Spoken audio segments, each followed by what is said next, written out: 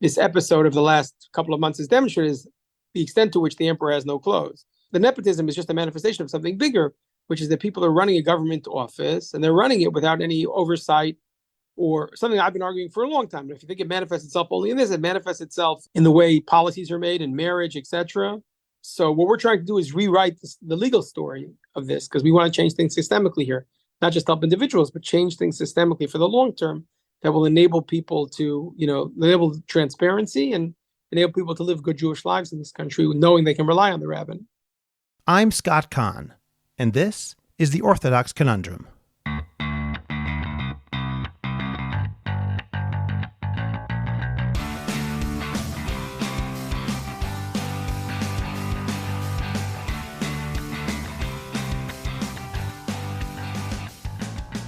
This is the Orthodox Conundrum on JewishCoffeehouse.com. I'm Scott Kahn. The Israeli Chief Rabbinate is a disaster, and we need to loudly protest what it has come to represent. First, a little bit of background. The state of Israel is a living miracle. So much of what it has accomplished over the past 76 years is a testament to the living covenant between God and the Jewish people. It's equally true that the past 9 months have been among the most painful and trying that the Jewish people has experienced since the establishment of the State of Israel. Rav Soloveitchik's words in his essay Kol Dodido Fake, written 68 years ago, are as relevant now as they were then. The historical circumstances have changed, but the philosophical and halachic challenge is the same. Rav Soloveitchik suggested that when suffering takes place, the Torah does not want us to ask why it happened. We don't have the ability to penetrate into the depths of divine justice, so the question will forever remain unanswered. Instead, we need to ask what we should do about it. In the Rav's language, what is the obligation incumbent upon the sufferer deriving from the suffering itself? What commanding voice, what normative principle arises out of the afflictions themselves? If we should succeed in formulating this teaching without getting involved in the question of cause and telos, then we will attain complete redemption. And, the Rav continues, the same is true for our response to a divine gift. God's miraculous boon of chesed imposes upon man the absolute obligation to fulfill the great commandment which cries out from the very midst of the miracle itself. A transcendental commandment always accompanies a miraculous act. Command the Israelites. Woe unto the beneficiary of a miracle if he does not recognize the miracle performed on his behalf, if he is deaf to the imperative which echoes forth from the meta-historical event. When a miracle does not find its proper answering echo in the form of concrete deeds, an exalted vision degenerates and dissipates, and the divine attribute of justice begins to denounce the ungrateful beneficiary of the miracle. In other words, God does not want to speak in a monologue. He wants us to engage in dialogue. When he speaks to us either through divine giving or through divine judgment, he expects us to respond by discovering what is incumbent upon us at this moment. Why am I mentioning this in connection with the Chief Rabbinate? Because of something which the Rav also wrote in Kol Dodido Fake, in describing what the Orthodox world should have done, but as of 1956, had not. He said, "Let us be honest and speak openly and candidly. We are critical of certain well-known Israeli leaders because of their attitudes to traditional values and religious observances. Our complaints are valid. We have serious accusations to level against the secular leaders of the land of Israel. However, are they alone guilty, while we are as clean and pure as the ministering angels? Such an assumption is completely groundless. We could have extended our influence in shaping the spiritual image of the Yishuv if we had hastened to arouse ourselves from our sleep and descend to open the door for the beloved who is knocking. I am afraid that we Orthodox Jews are, even today, still sunk in a very pleasant slumber.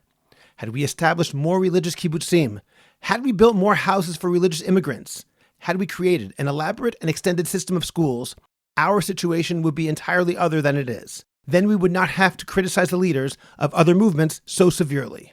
Back then, 68 years ago, the Rav identified the timidity of Orthodoxy in Israel as representing a failure to respond to the miracle of renewed Jewish sovereignty in the land of Israel. Today, I believe, we seem to have the opposite problem. Today, we see a religious establishment which has completely lost its sense of shame and is not only involved in nepotism alongside a lust for money and power, but barely even tries to hide it. I'll put it bluntly. It's almost unimaginable that someone would look at the Chief Rabbinate, the most visible arm of Israel's institutional religious status quo, see its behavior and say, wow, I want to be religious like them. And that failure is a textbook example of desecration of the divine name, as it says in Masechet Yuma 86a in the name of Abaye, in defining Kiddush Hashem and Chilul Hashem. that you should make the name of heaven beloved through your works, so that he learns Tanakh, Mishnah, and serves Talmidei Chachamim, and his business dealings are faithful, and he speaks pleasantly with people. What do people say about him? Happy is his father who taught him Torah. Happy is his rabbi who taught him Torah. Woe to the people who didn't learn Torah. This person who was taught Torah, look how beautiful are his ways and how refined are his actions. But someone who learns Tanakh and Mishnah and serves Talmidei Chachamim, but his business dealings are not faithful and does not speak pleasantly with people. What do people say about him? Woe to his father who taught him Torah. Woe to his rabbi who taught him Torah. This person who learned Torah, look how crooked are his actions, how ugly are his ways. I don't think that anyone can look at the Chief Rabbinate as it is today and honestly claim that it's closer to the former than to the latter. If God has given us the state of Israel as a miraculous gift, and I fully believe that that's almost self-evident, we need to respond to that gift in a way that sanctifies the name of heaven. At the moment, I think that our religious establishment is failing in that regard. And it matters, both to Jews in Israel and to Jews across the world. The decline and fall of the Chief Rabbinate has been especially apparent over the past few weeks, and it's a story worth talking about, so that maybe, with enough of an outcry, we can help to inspire some change. Rabbi Seth Farber has been working for years to make the Chief Rabbinate live up to Torah ideals, and he's become an expert on its inner workings. It was an honor to speak with him about the recent events that have taken place and what needs to be done moving forward. We'll get to that in a moment. First, remember to subscribe to the Orthodox Conundrum podcast wherever you get your podcasts, and please rate it and write a review. Continue the discussion on Facebook by joining the Orthodox Conundrum discussion group. Subscribe to my Substack, Orthodox Conundrum Commentary. Last week, I released an article entitled Following the Gedolim or Not, where I discussed two specific areas where non-Haredi Orthodox Jews believe that the Haredi obedience to the Gedolim is mistaken. Check out the link in the description of this podcast to get your free subscription today. Finally, the best way to promote your organization, your business, or yourself is to create a very high-quality podcast, and JCH Podcast Productions can help you make that happen. Whether you want to learn how to start your own podcast or want to improve the podcast you already produce, we will make it happen. Write to us at aliza@jewishcoffeehouse.com. That's ALIZA @jewishcoffeehouse.com. And let's get started with your high-quality, memorable, and effective podcast. Rabbi Seth Farber is the founder and director of ETeam, the Jewish Life Information Center, an organization which seeks to help individuals navigate Jewish life in Israel. He serves as the founding rabbi of Kehilat Netivot in Ra'anana, where he lives with his wife Michelle and their 5 children. Rabbi Farber received his PhD from the Hebrew University and his rabbinic ordination from the Rabbi Isaac Elchanan Theological Seminary. He is the author of An American Orthodox Dreamer, Rabbi Joseph B. Soloveitchik, and Boston's Maimonides School. Rabbi Seth Farber, thank you for joining me today on the Orthodox Conundrum podcast. It's nice to be back, Scott. For the first time in Israel's history, Rabbi Farber, there are currently no chief rabbis of the state of Israel. Can you explain how that happened and why? So there is a law in Israel that establishes that 2 chief rabbis are elected every 10 years. They actually play 2 different roles. One serves as the Director General of the Supreme Rabbinical Court Judge of the Rabbinical Courts. There's 12 Rabbinical Courts in Israel, and the Supreme Rabbinical Court is the Appellate Division. So one of them does that, and the other one oversees the Chief Rabbi's Council, which sets halachic policy for marriage and divorce and kashrut and to some extent conversion in this country. And usually the chief rabbis switch off those 2 jobs. The last elections were in July of 2014, and the 2 people that were elected were Rav Yitzchak Yosef and Rav David Lau. Their tenure ended a year ago, a little over a year ago, but for political reasons, which I will go into in a minute, the government decided to extend their tenure for another few months. Then the war broke out. So again, there was another law passed. They had to pass a law that extended it 1st of February and then to June. In June, that law expired. And because of that, the chief rabbis had to retire. This left an enormous lacuna from a legal perspective on who was going to be the chief rabbis. In the end, the government decided to appoint a temporary director of the rabbinical courts or head of the Supreme Rabbinical Court. That's Rabbi Eliezer Igra. We'll get into this a little later, but he himself is a candidate to be the next chief rabbi, which is interesting. And as far as the temporary head of the Supreme Rabbinical Council, the Chief Rabbinical Council, so there was a debate. Yet so far, there was one person appointed, that was Yitzchak Peretz. He decided not to take the position. I'll talk about why in a moment. Then a second was appointed. His name is Rabbi Yaakov Rusha. This morning he quit. This morning. So right now It's not 100% accurate to say we have no chief rabbis. It is accurate to say we have no chief rabbi running the rabbinical council. We do have right now a temporary head of the rabbinical courts. That's Rabbi Igra. And all this has to do with why we aren't having elections. Okay, let me point out that we're recording this on the 11th of July, Thursday morning. So he resigned this morning. Yes, it's important to say morning because in another 2.5 hours, we're expecting an answer. I guess I should say from the upfront, I've become somewhat of an industry expert in this area because we're now in a lawsuit with the state of Israel. We've sued the state of Israel to hold elections, basically to do what they're basically in contempt of the law, the government of the state of Israel. The law is there had to be elections by the 30th of June. They should have seen this coming. They didn't see it. They didn't plan for it accordingly. And because of that, there are no elections and we're in a lawsuit with them. So right now, 1 o'clock today on July 11th, we're expecting to hear an answer from them. I'm certain the answer will be, we'd like to push off some more time to see what would happen. So let's talk about for a moment why the elections were delayed. Well, this is a purely political issue. In principle, we'd love to see the chief rabbinate be a meritocracy, but of course it's not. It's filled with nepotism, unfortunately. It's not a surprise, again, without taking away anything from Rabbi David Lowery, Rabbi Yitzchak Yosef, but it doesn't sound like a meritocracy. Of each of the chief rabbis for the last decade were sons of previous chief rabbis, and might not even sound more of a meritocracy if the most likely candidates to be elected if there ever is an election for the chief rabbinate, will be their brothers. So it doesn't sound right. The politics, because these positions have a lot of not just influence but power in terms of giving out jobs, controlling budgets, setting policy, etc. So to a large extent, they've become tools in the hands of politicians, and particularly the Sephardi position, the Sephardi chief rabbi. Again, 5 years as head of the rabbinical courts, 5 years out of the chief rabbi's council. That position has become something that is lorded over by Aryeh Deri, the head of the Shas party. A little over a year ago, Shas and Aryeh Deri made a deal. They cut a deal with the religious Zionist party, who had on its agenda to elect a religious Zionist chief rabbi. They made a deal. They cut a deal. You vote for us, we'll vote for you. And here, let me take a parenthesis for a moment and talk about who elects the chief rabbis.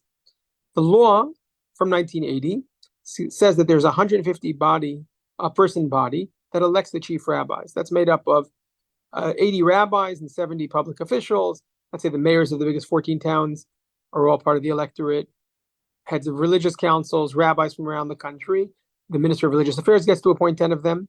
And this is critical, I'll come back to this in just a moment, the chief rabbis get to appoint 5 each of the electoral body. Of the total of 150. Close parentheses, and we'll come back to that in just a moment.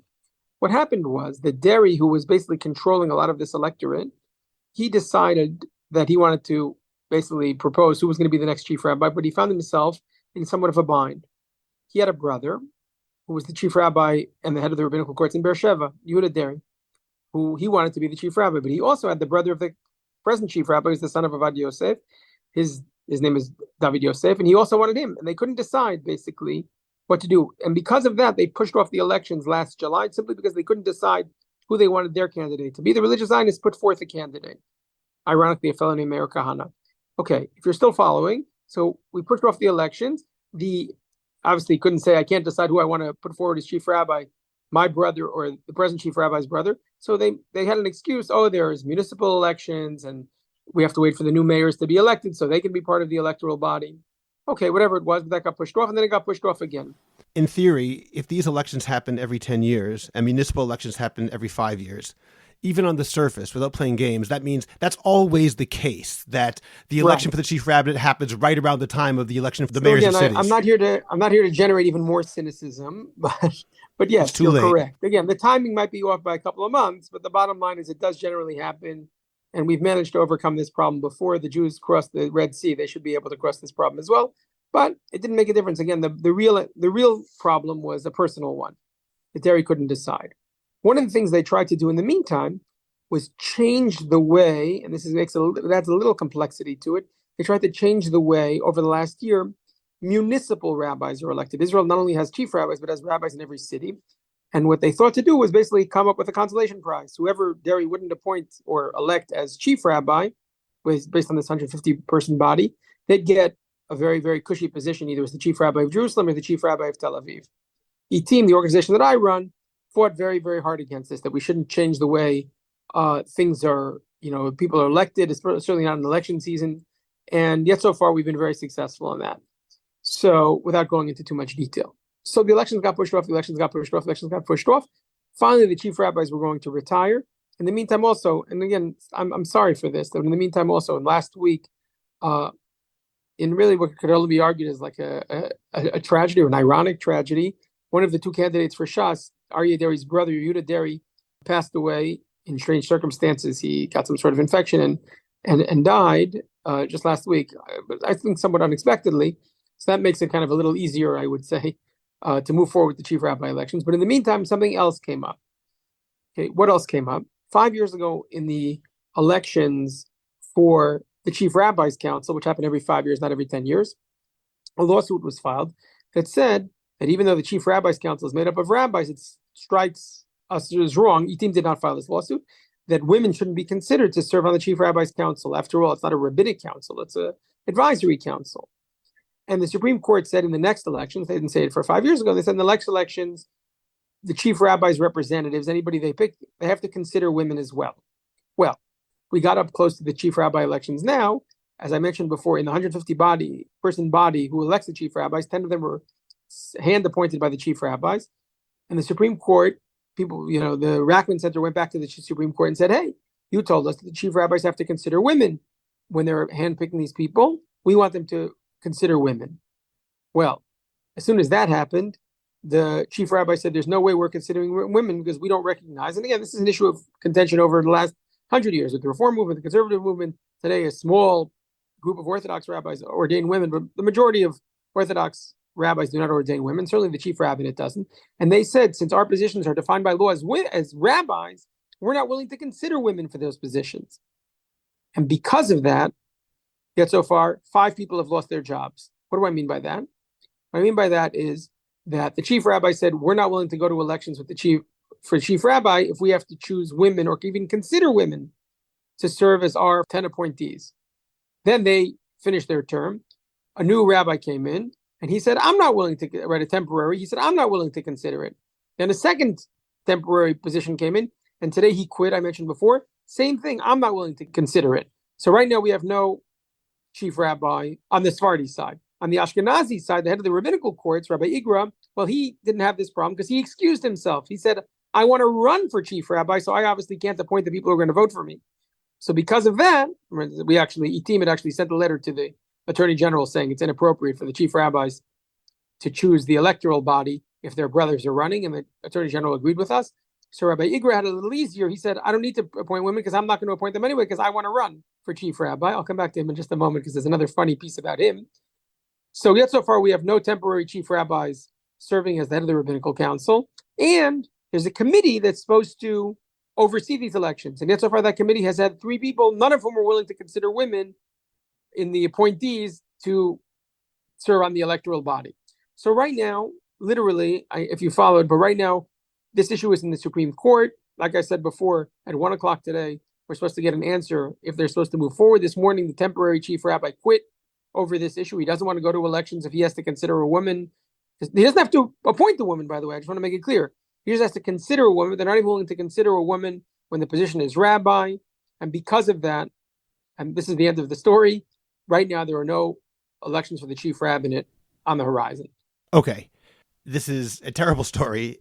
It's extraordinarily cynical, and yet I have so many questions about this. I want to go through them one by one because there are a lot of different pieces of this. My first question is about Aryeh Deri. Now, Aryeh Deri, the head of the Shas party, is extremely powerful.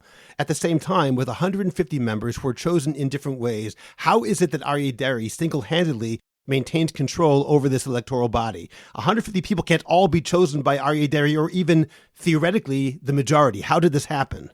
So it's an excellent question. And the answer is that the positions, since Deri was in charge of helping people get appointed positions, some of the people he can actually, forgive me for saying this phrase, but own. For example, the 10 appointees by the minister who works for him, those are all his. The 10 positions pretty much that would be chosen by the chief rabbi, pretty much his. The heads of the religious councils, pretty much his. Rabbis of the biggest cities, pretty much his. Whereas when you start getting up there, you're getting close to a majority. But then you get to mayors, let's say. How can he control the mayors? The answer is that's just a deal. Most of the mayors have other interests or bigger interests than who the chief rabbi is going to be. And for Shas, that's a very, very important thing. So they'll trade issues they'll do horse trading, basically on some municipal issue to get the mayor to vote in their favor. So when you look at the list completely, and you know that Shas has been appointing chief rabbis of municipalities, rabbis of yeshuvim, pretty much I mentioned it's 80 rabbis that are on the list. Of those 80 rabbis, probably 60 to 65 of them identify in some way or another with Shas. So all you need is another 15 to 20 to get a majority in all these things. That's how it happens. Okay. My next question is about the delay because he couldn't figure out whether he wanted Rabbi Yosef's brother or his own brother. I realize that people like to kick the can down the road, but at the same time, what did he think he was gaining by just waiting? Eventually, someone has to make a decision. It's been 10 years. Why did he decide at the end that I'm still not ready to make this call? What about the decision was holding him up? So I think this is very typical of many governments. I think it might be also typical of the Netanyahu government to some extent, which is when there's difficult decisions, sometimes time does its job and, it becomes clear. In this case, obviously he was right. In other words, if you want to be cynical or you want to be particularly religious, you can say God intervened. But in other words, and I don't mean to say that cynically, I'm just saying maybe he knew something about his brother. Maybe, I don't know. I can't say why he chose to push it down the road. In the end, I feel like it's done a huge disservice and created both to the state of Israel and to the rabbinate. In other words, I know in some circles I'm not considered to be the biggest advocate of the rabbinate, but I certainly want a rabbinate that's functioning and functional and transparent, and not for the state of Israel to be breaking the law. So I think that this is just it's created an enormous amount of cynicism, and further deepen the hole that the rabbinate is in, which is they don't have the trust of the general population at all. Okay, now I'm going to go to the next issue, the one you mentioned about women on this council, on this assembly. As I understand it, the Supreme Court said that for the sake of including them on this assembly, women who are knowledgeable enough should be considered rabbis. I don't think they meant that they have to get smicha. It can be just knowledgeable women. But what are they actually saying? And one way or the other, what is the objection of the Haredi or other politicians who don't want this to happen, assuming that they're not giving them smicha? So there's a certain irony in this whole thing because you may remember, I think we talked about this last time I was on your show. ETIM is in a lawsuit. It's been going on for 4 years now. That's trying to get the state of Israel to recognize the power of women Torah scholars, and particularly to have the rabbinate give women exams that will test their Torah knowledge and give them accreditation for it, which has all sorts of economic benefits, etc. If that had been resolved, that might have actually played an important role in this whole story, but it wasn't resolved. There's a hearing, the final hearing in this whole story after 4 years is going to happen on September 15th. We were just in court a week or two ago about this. There's actually a lacuna in the law. The law says that the chief rabbis, the 10 people the chief rabbis have to appoint, the 5, have to be rabbis. It says that explicitly. They have to be rabbis. So then the Supreme Court came along and said they have to consider women. There's a gap between their vision of rabbis and considering women for those positions, since they believe women can't be rabbis. So everybody is kind of sticking to their literalist approach. Obviously, one way to go is to just say what they mean is that the positions we're supposed to appoint, which they thought were going to be rabbis, those we're going to appoint women for, right? But instead, they're taking a very literalist approach, and they feel like they can't let loose at all have a more open-minded or open definition of what rabbis mean to mean people who we're appointing. So everybody's kind of stuck in their hole. By the way, I would say to his credit, even though I don't like the people he chose, but the Minister of Religious Affairs, also a Shas person, said, and this happened last election also, he said, I agree that women should be on this electoral committee, or electoral assembly, as you called it. And because of that, the 10 appointees that I get, they're all going to be women. Again, what was interesting is that Justice Wilner in the courts said, when we're talking about women who are educated, we're talking about Torah scholars. She even said women who study Gemara. Now, none of the women who the minister, Malkieli, the minister of the Religious Affairs, none of the women who he appointed are women, what me and you would call women Torah scholars, right? None of them are that kind of, none of them learn Gemara. None of them, have a deep appreciation of the Torah Shebaal Peh and all of its manifestations. But that being said, there are women on the committee now, but not the chief rabbi's appointees. Let me ask another question about that. And I realize that you can't know what's going on inside their minds, but from their perspective, what is the fear? the chief rabbi appointees of putting women there? Is it that they're afraid that implicitly means that they're giving them a type of smicha, calling them rabbis because the law says they have to be rabbis? And is that therefore in their minds a slippery slope? Or is it more, frankly, misogynistic? We just don't want women, and this is a nice loophole to make sure we don't get them. So it's a good question. It depends on who. I don't think at this point, I think their misogyny has been overcome by, public and legal pressure. But there are certainly people in the system who just don't believe that women should be there at all, right? In other words, they haven't gotten past, I don't know where we were 100 years ago, where people thought women shouldn't vote.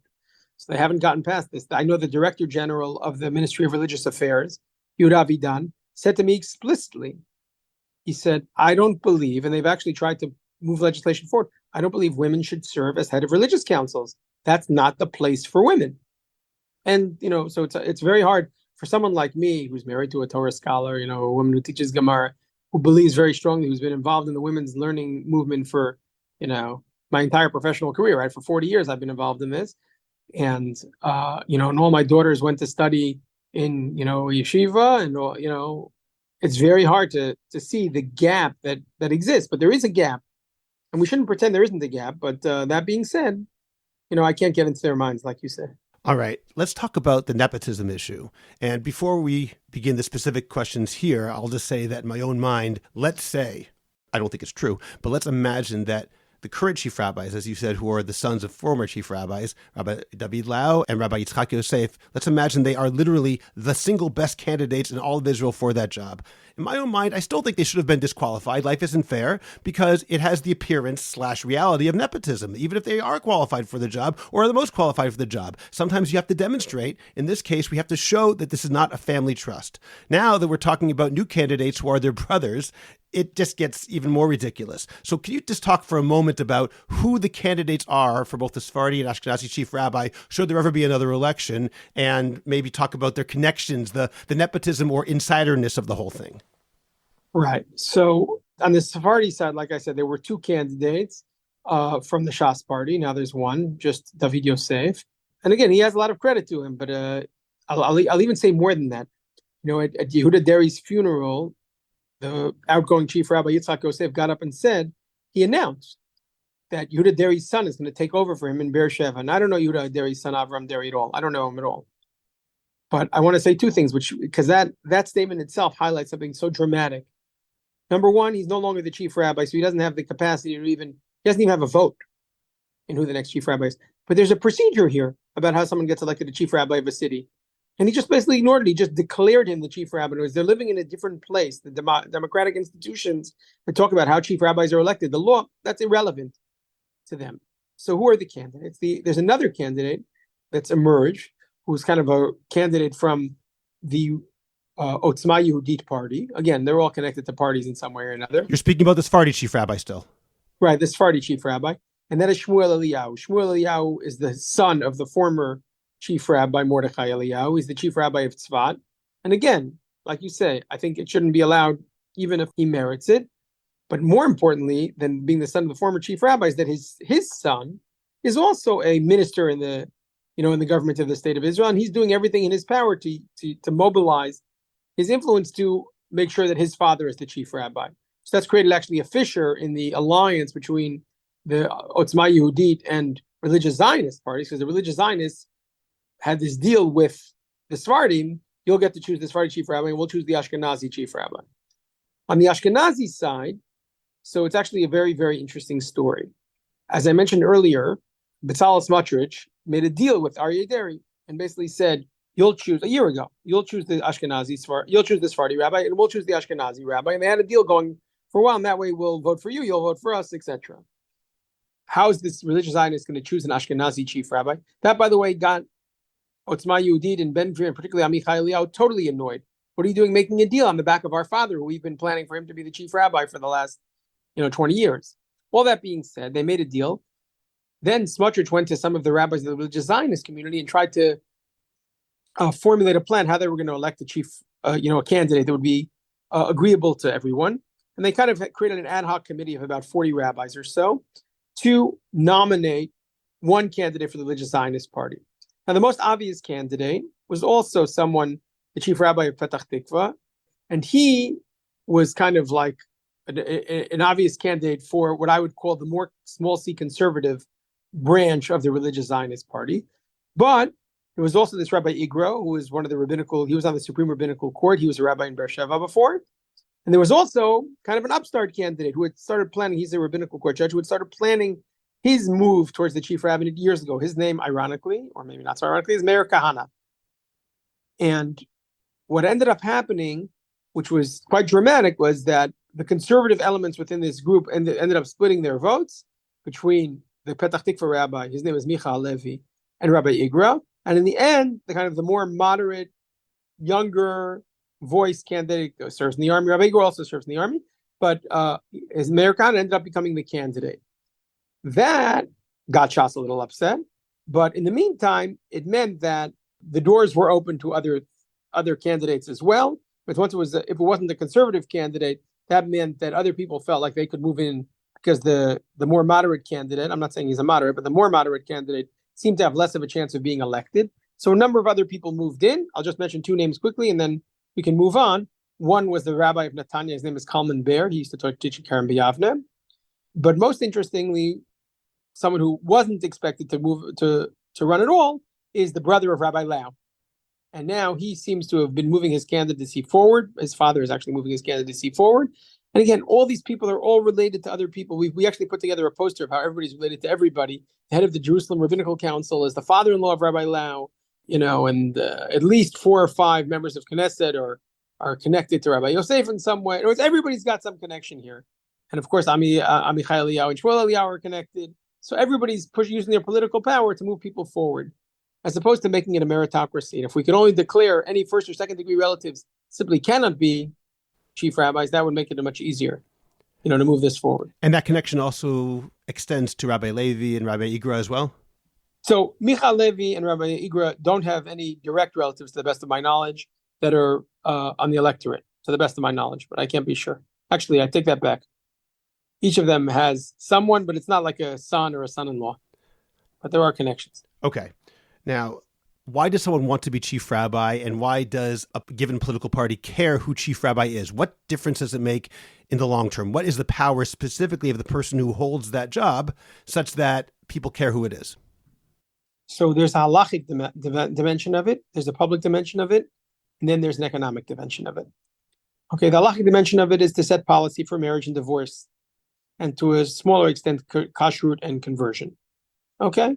So if you feel like that's what you want to do, this is your space to be. And again, there's all sorts of, and Shemitah as well, but there's all sorts of, halachic pieces to it.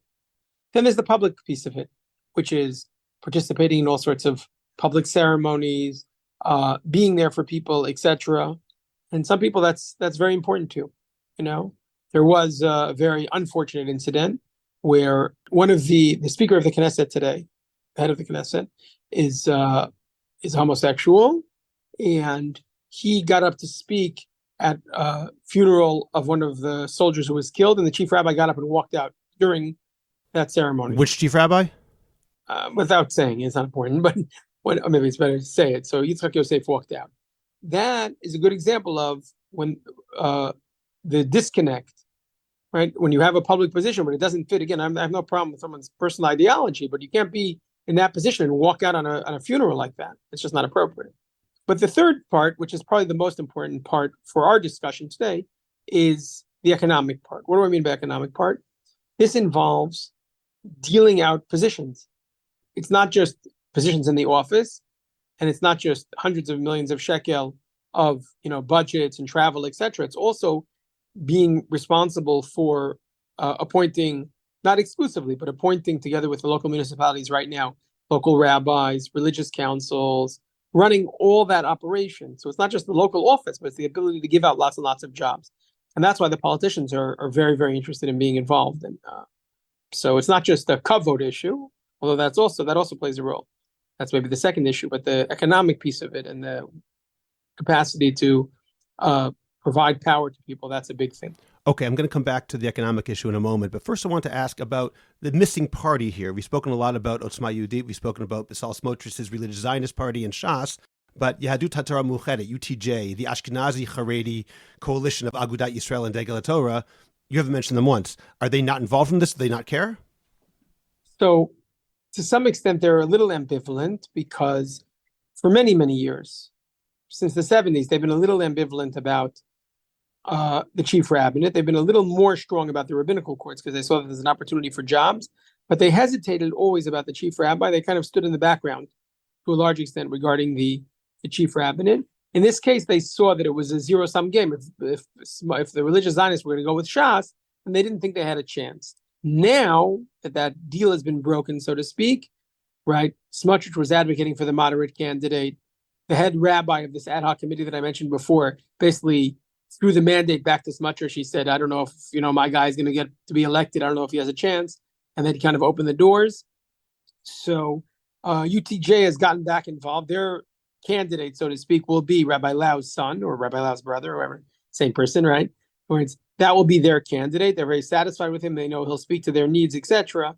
So he will be their candidate, but they haven't played a frontal role in this whole thing, or at least as of now. But again, all this can change in the next couple of weeks as well.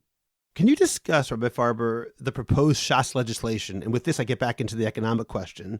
The legislation regarding the appointment of local rabbis. This was a legislation which, as I understand it, was held up by Ben Gvir's refusal to vote on any bills because he wants to be part of the war cabinet. That's a whole separate issue.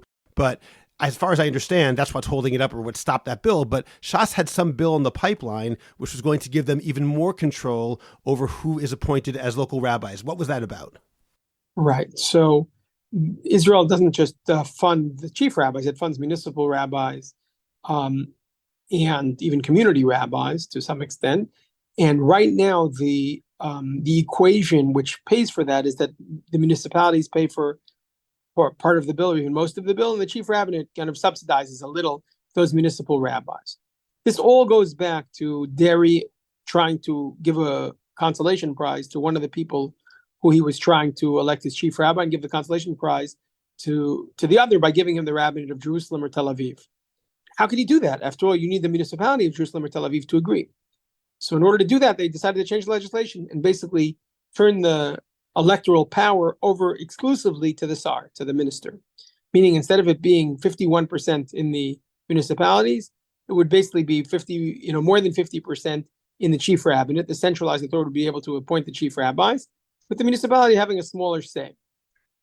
So what that effectively would say the chief rabbis can basically implant their own people into local municipalities, even if they don't speak the cultural language of the local municipalities. But the main point was to allow Derry and the minister who works for Derry to appoint rabbis and basically appoint, let's say, David Yosef as the chief rabbi of Jerusalem. That was the idea, to make it very, very obvious and quick. Etim fought that bill tooth and nail. Ben Gvir's appearance at the end was, in my humble opinion, just an issue of, as a populist move. It wasn't his substantive issue. The issue was stopped a number of times in the committee because members of the Likud already said they weren't going to vote for such a bill. It wasn't really Ben Gvir. Ben Gvir got the headlines, but members of the Likud saw through this. They saw this was just an opportunity to create jobs, and essentially it was going to cost the government tens of millions, or not hundreds of millions of shekel, to start appointing all these. It was basically a carte blanche to appoint as many rabbis as you want, and the minister could do it, and no one could stop him, basically. So right now, we've stopped that bill 3 times from moving forward. In this last constellation, Ben Gvir did play a role. I'm not saying he didn't play a role, but the main role was played by the people in the Likud who basically were recruited to fight against the bill. In other words, internally in the Likud, people recognized this wasn't a good thing to do. Let me ask to make sure I understand properly. This bill was not only about being able to appoint the rabbis in cities which have rabbis, but correct me if I'm wrong, it's also about being able to appoint rabbis in municipalities that may never have had a rabbi and may not care about having a rabbi. Is that true? That is true, and it would allow them to appoint them from the outside. In other words, they wouldn't have to live in the community. They would be appointed lifetime positions. There would be no way to pull it back once you appoint someone in a lifetime position. It's very hard to roll it back. Yes, lifetime position.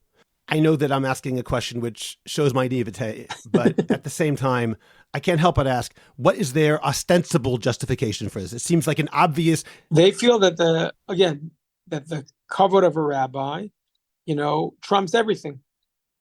So no rabbi should have to retire.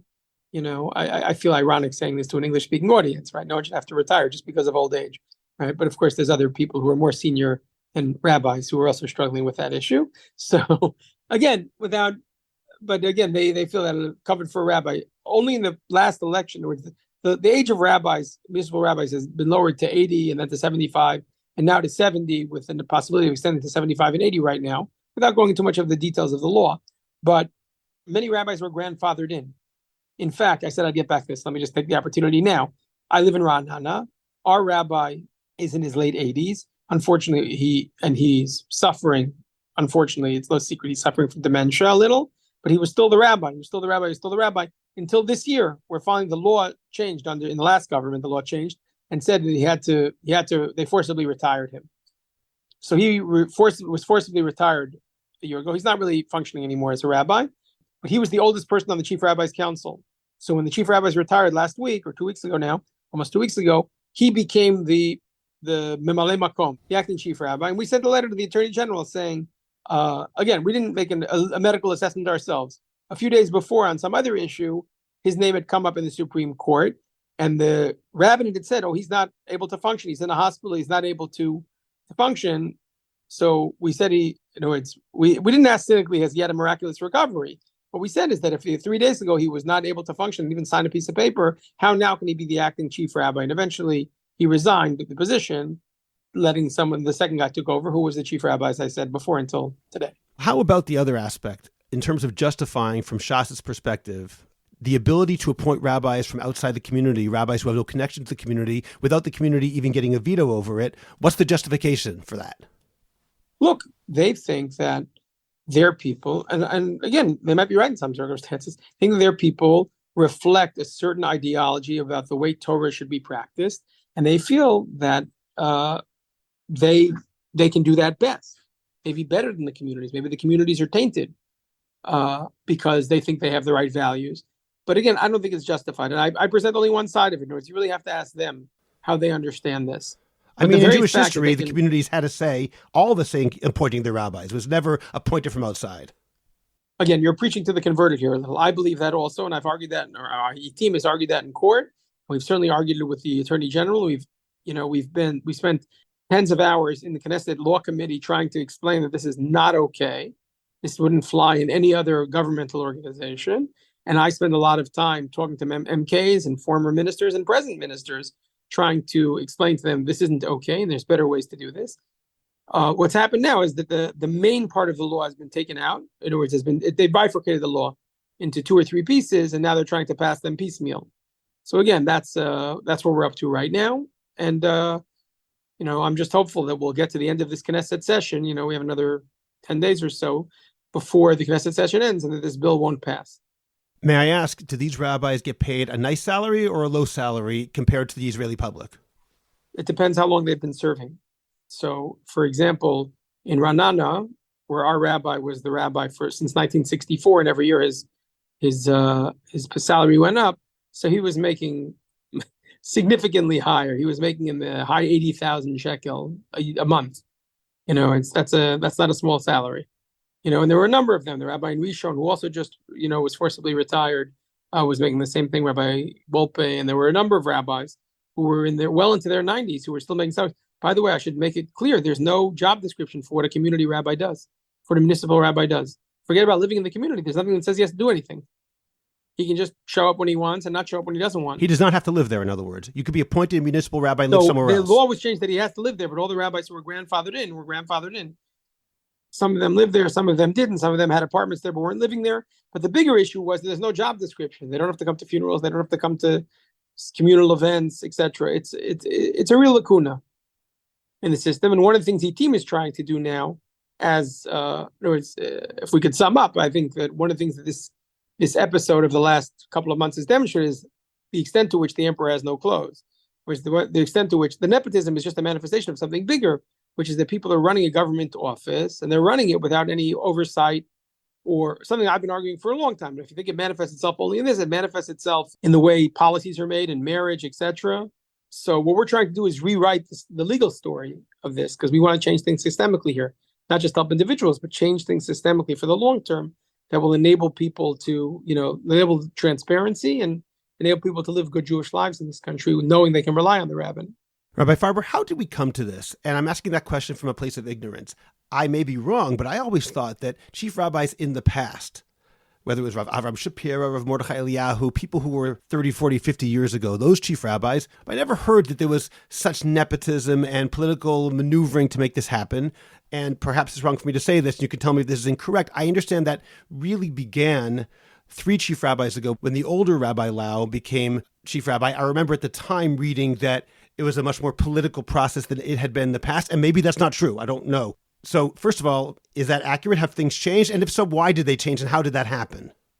I think there was always a political issue since we share something in our connection to Boston. I will tell you that in the late 1950s and the early 60s, when Rabbi Soloveitchik was nominated to be the chief rabbi of Israel, or there was a discussion about being the chief rabbi of Israel, I can tell you something that only recently some people have started going through is there's hearings in the Knesset which talk about Rabbi Soloveitchik and his merits and his demerits, which are very, very, very fascinating. I've read them.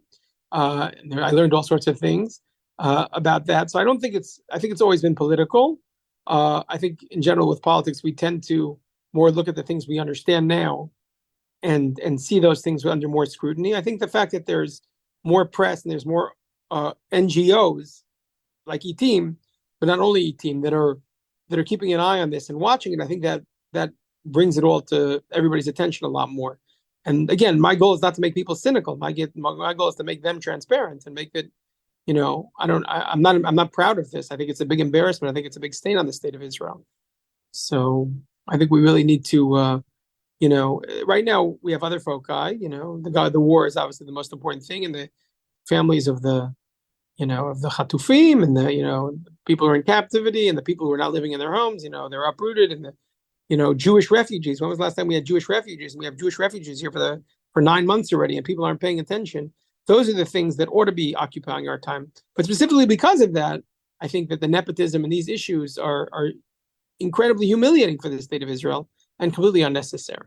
By the way, let me emphasize, I'm not trying to cast aspersions on the elder Rabbi Lau at all. What I mean is that he was the first chief rabbi, as I understand it, who was somewhat affiliated with the Haredi community. Before, they'd been more affiliated with Merkaz Harav and places like that. And so that's why I heard that that's when it became more political. That's what I meant by that. That's true, but I think even the what we would call the the intramurals, even when it was clearly going to be a religious Zionist candidate, I think still, or a Zionist candidate, I should say, I think still there was a lot of manipulations, and I think there was a lot of that. I just think we tend to not look at it so much, but it was there. But I still think there's something else going on here that's more unique. In other words, you didn't have sons of or brothers of all the time. That just didn't happen. Now, you mentioned Rabbi Farber, Rav Soloveitchik before. Rav Soloveitchik, in talking about the Israeli chief rabbinate, talked about how he wouldn't want a position like that because it's political and he doesn't want to be a politician, essentially. I know that nowadays, one of the things that has been very troubling has been sometimes statements specifically by Rabbi Yosef, the current chief rabbi, or until a week ago, current chief rabbi, who would say certain things that were against the government, almost non-politic, at the same time were troubling. When, for example, several months ago, he said, if Israel begins drafting, or if the IDF begins drafting Haredim, they should leave the country, going directly against a Supreme Court decision that was to be made or potential government policy. How much are chief rabbis actually limited by law in what they can say, or are they not limited at all? That's a great question. They actually are very limited by law. Right now, that issue, someone actually sued him, but by now the court dismissed it because they said he's no longer the chief rabbi and it doesn't pay to go, to pursue it. But they are. In fact, Shmuel Eliyahu, who was the chief rabbi of Tzfat and, a nominee, so to speak, for or maybe a candidate for the chief rabbinate, he actually was censured by the government for some of the things he said that were against government policy. They're not allowed to take political positions. They're supposed to be above the law. So you have a certain contradiction that you've pointed out, Scott, which I think is a very, very relevant one. On one hand, these people are using the government, how would I say, the protocols to get elected, to put themselves in a position of influence. But once they're there, then they simply ignore it. It's they're shopping, they're picking and choosing what works for them and what doesn't. So in that sense, I think there is a certain internal contradiction here. Before you mentioned the reasons that someone would want to be a chief rabbi or why a political party would want to have a chief rabbi, let's talk about from the position of the Israeli public. And then I'll speak about outside of Israel too. On some level, why do I actually care who the chief rabbi is? Is it actually something which will affect my life in any way?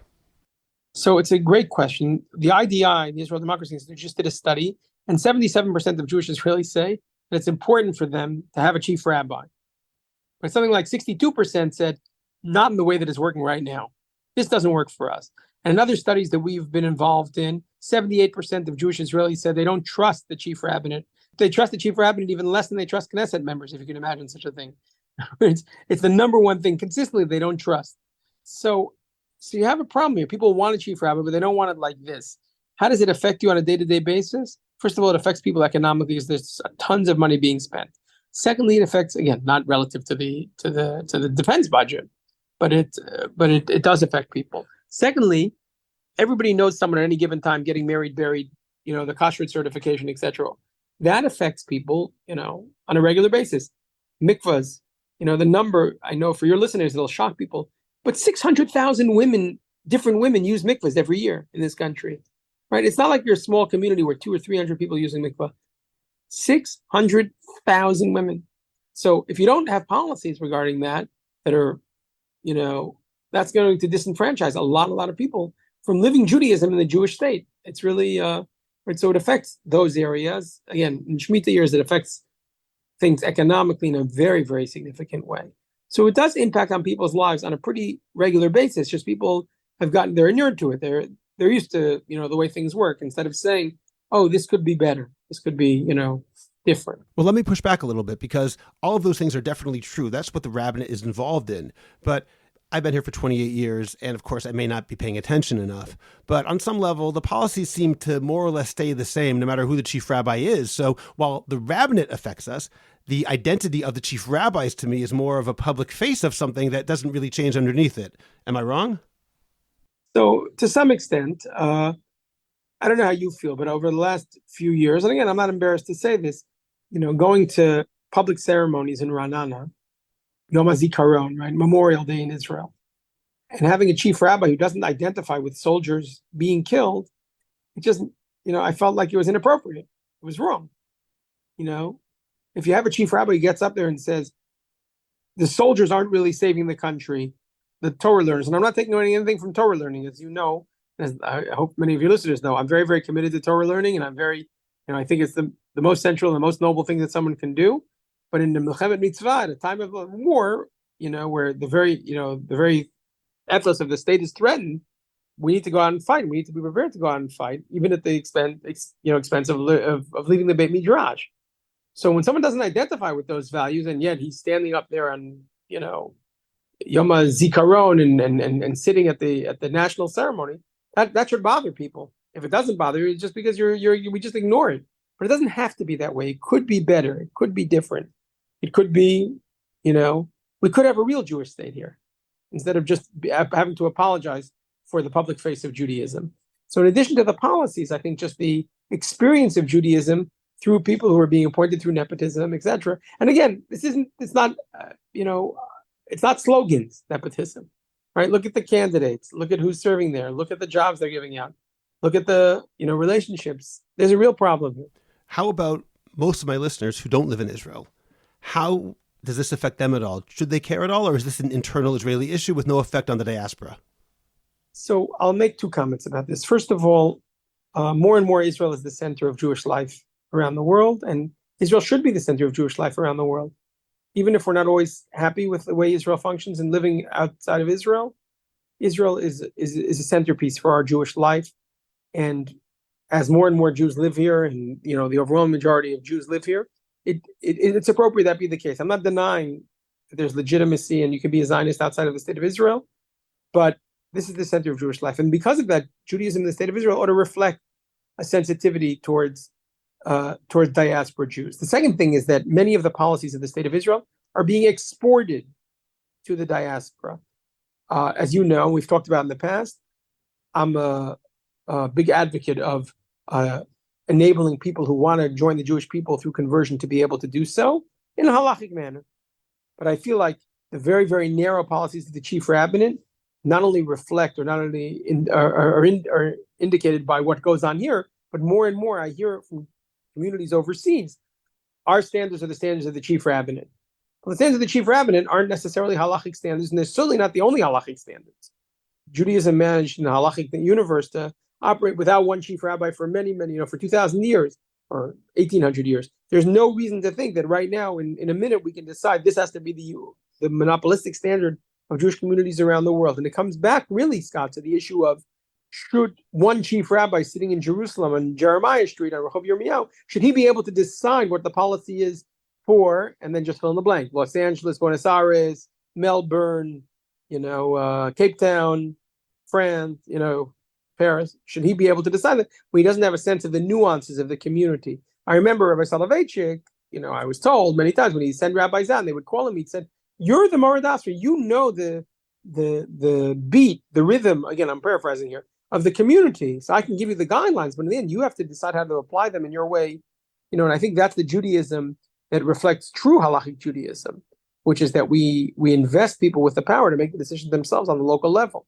In that case, let's just junk it. What I mean by that is that, yes, we have to have certain standards for things that are connected to law, and we can debate a different time whether religion in Israel should be separated from public policy and be privatized, but that's not what I'm asking about. Even if right now we say that there are going to be certain aspects of religious life which are part of government policy, everything you've said until now, Rabbi Farber, implies that the chief rabbinate in general and the chief rabbis in particular are at the helm of a type of monopoly. There's a monopolistic structure that's being furthered where all religious authority in Israel is being centralized and controlled at the top. For example, that legislation that was recently shelved, but the legislation that Shas proposed to centralize the appointment of local rabbis, you told me that's in part because they want to make sure that they will hold by certain halachot, they'll hold by certain hashkafot. I acknowledge that in Jewish history, there have been times where there is a pyramidal type structure. We had a Sanhedrin. There was a president of the Sanhedrin. At times, authority is imposed from the top. But as I understand it, that is not the standard way things work. And certainly nowadays meaning for the past 1800 years, that has not been how things have worked. For me, part of the mandate to make Torah great and glorious, Lagdil Torah Ladira, is in part to have multiple opinions, to understand that in this rabbinate they do one thing and in a different city they do something else, and that's not a bad thing, that's actually a good thing. We want to have different ideas. The fact that we're trying to control everything, centralize everything, is a net negative. If you give everything else that we said, all the nepotism, all the politics, all the money, all the power grabbing, and then you add to that one final point, which is that we see the chief rabbinate itself has been the home of great corruption in a different case. The former Ashkenazi chief rabbi, Rabbi Yonah Metzger, whose term ended about 11 years ago, he had been previously, before he was chief rabbi of the state of Israel, he had been prohibited for applying for a job as a city rabbi because of the corruption he had been involved in.